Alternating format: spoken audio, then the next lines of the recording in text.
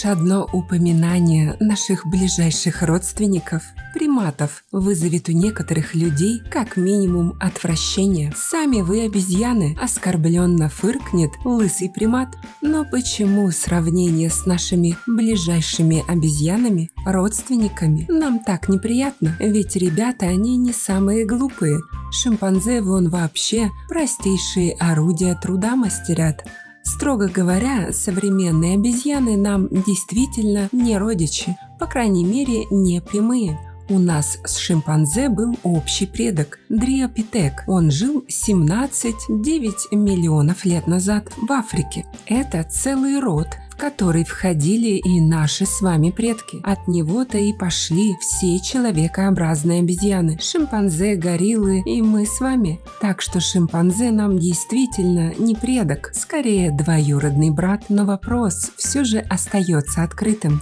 Чем нам так не угодили приматы? Людишки наотрез отказываются признавать себя животными. Только посмотрите, сколько возвеличивающих эпитетов мы придумали для самих себя. Венец творения, вершина эволюции, царь природы. Любое сравнение с приматами будет для нас уничижительным. А это все просто наши комплексы. Потому что обезьяны слишком сильно похожи на нас. Приматы также живут группами, с иерархией. Они ссорятся, мирятся, дружат, ненавидят, воруют и даже войны устраивают. Все как у нас. Смотря на них, мы четко видим и свои минусы, что крайне задевает наше раздутое человеческое эго.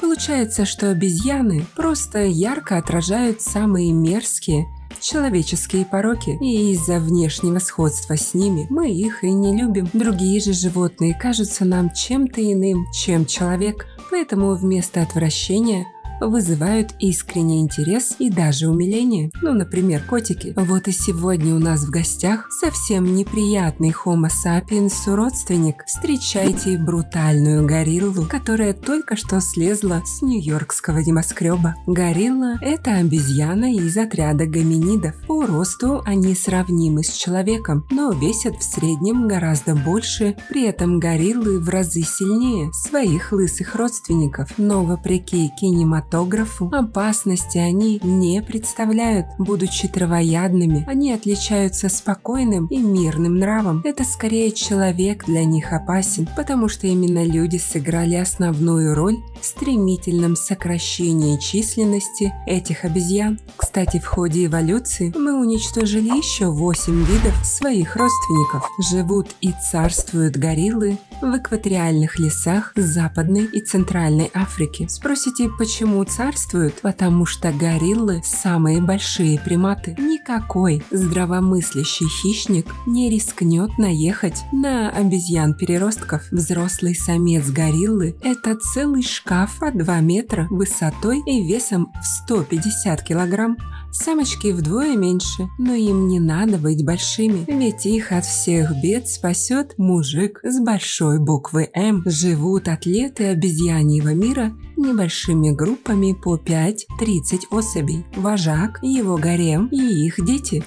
Для того, чтобы защищать свою семью, самец оснащен всем необходимым. В его арсенале клыки длиной в 5 сантиметров, стальные мышцы и поразительная для таких габаритов ловкость. Вот вам немного цифр. Самец гориллы тягает вес до 800 килограмм, при этом прыгая на 1,5 метра вперед и вверх. Поэтому хищники, крокодилы там, леопарды всякие, боятся приближаться даже к молодняку, ибо знают, что за нападением последует месть ботяне. Кстати, главный прием горилл во время атаки – это прыжок и удар ногами. Обезьяна как таран сбивает противника с большой вероятностью, ломая ему кости. Но, как и у любого качка, в интимных вопросах у горилл все не так радужно.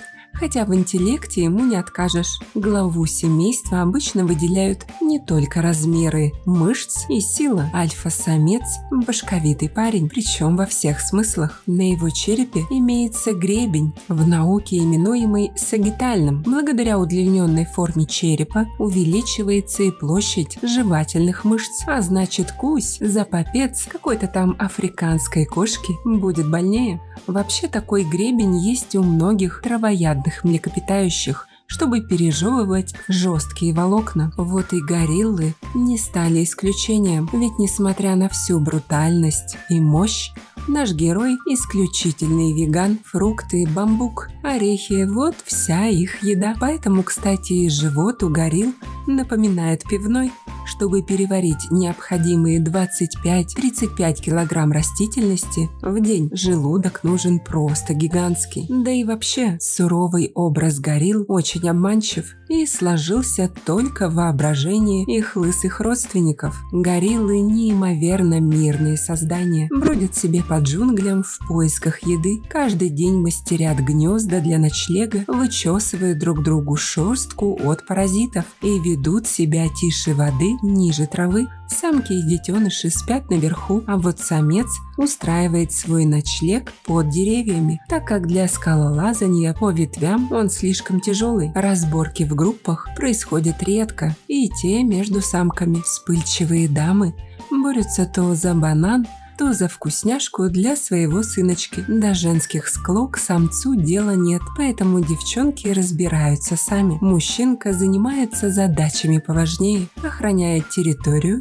и отпугивает чужаков. Благо, что отпугивать есть чем. Самец чутко заботится о каждом члене стаи. Он следит за детенышами, чтобы молодежь не попала в переделку, защищает самок и вообще ведет себя как идеальный глава семейства. Кстати, о детках. Их гориллы делают круглый год. Одна самка рожает 4-5 детенышей за всю жизнь, то есть с интервалом примерно в 5 лет. С каждым заботливая родительница будет нянчиться целых 3 года, но родную стаю ребятня покидает лишь к 8 годам, в период полового созревания. Мамочки, будь их воля, со своими детьми вообще бы не расставались. К своим деточкам они очень привязаны, но кормить много голодных ртов невыгодно. Это раз. А близкородственное скрещивание, которое неизбежно преследует после созревания самок, это зло. И это два.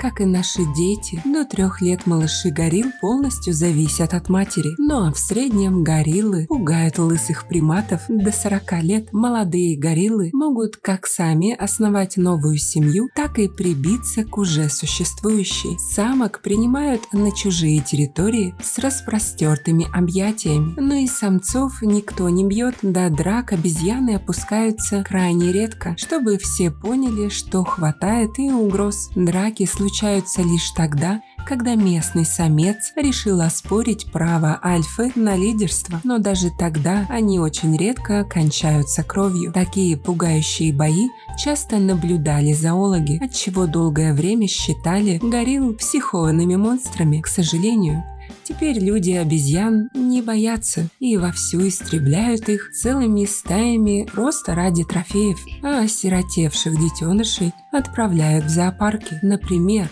ради поимки 11 маленьких обезьян истребили 60 взрослых особей. Старательными усилиями человечество почти полностью уничтожило горную гориллу. Осталось всего 600 особей. Всего горилл 4 вида. Горная – одна из них. Да, гориллы, несмотря на свою мощь, не привыкли решать вопросы силой. Но, увы, одним грозным рыком человечество не исправить. А как вы думаете, когда мы уничтожим всех вокруг, мы начнем уничтожать сами себя? Или уже начали? Пишите в комментах.